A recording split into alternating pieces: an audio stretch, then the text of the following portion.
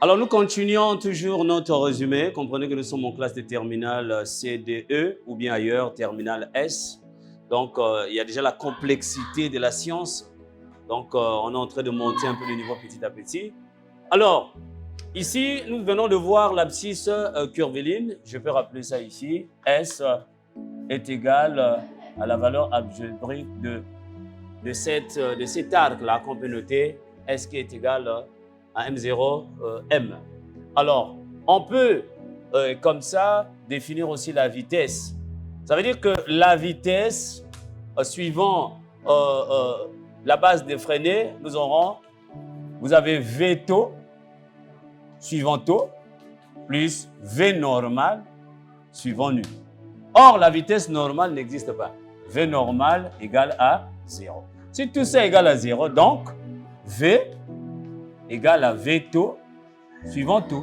C'est pour cela on a l'habitude de dire que la vitesse est toujours tangente à la trajectoire parce que la vitesse est suivant la tangentielle. Donc, si on peut parler de V taux ou bien de la vitesse dans la base de freinée, donc nous aurons la dérivée de l'abscisse curviline de S par rapport au temps. Et on peut aussi noter ça, S point. Voilà. Ça, c'est ce qui concerne la vitesse. Mais on peut aussi parler de l'accélération. L'accélération dans la base des freins. Ici, nous en aurons aussi deux. Nous aurons A qui est égal à A taux suivant taux plus A normal suivant la normale. Ici, nous avons les deux accélérations qui existent. L'accélération tangentielle existe et l'accélération normale aussi existe. Alors, on peut donner ces expressions ici. Donc, on peut donner ces expressions. Vous avez A taux, l'accélération tangentielle, est égale à la dérivée de la vitesse par rapport au temps. Et ici, si notre vitesse ici est égale à S point, ça veut tout simplement dire que nous aurons S point point. Alors, nous avons aussi l'accélération normale. L'accélération normale ici, c'est V carré sur R.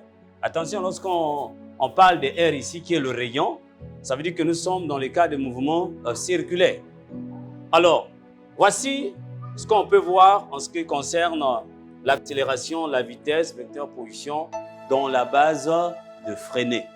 Alors, je pense que ce petit résumé va aider plus d'une personne, tout simplement parce qu'on ne peut pas se lancer comme ça dans la résolution des exercices sans pouvoir au préalable maîtriser d'abord certaines bases. Et ici, je peux même vous ajouter certaines relations. Ici, on peut avoir des relations entre l'abscisse curviline et l'abscisse angulaire, θ, que tout le monde connaît. L'abscisse angulaire θ. Ici, il y a une possibilité que nous puissions avoir cette relation. Ici, nous pouvons dire que S aussi égale à quoi? S aussi, c'est égal à R θ. Voilà. Parce que si nous disons que S, l'abscisse curviline, c'est la valeur algébrique de l'arc. Or, depuis l'école primaire, on nous a déjà appris que la mesure de l'arc, c'est le produit de l'angle multiplié par le rayon. Voilà ce que nous avons. Et du coup, si nous pouvons considérer S point, qui est aussi la vitesse V, qui est V, S point finalement serait égal à quoi? Et ça serait égal à R θ point. Voilà, égal à R θ point. Mais on peut aller plus loin. L'accélération, on peut avoir l'accélération, c'est égal à R θ point point. Voilà.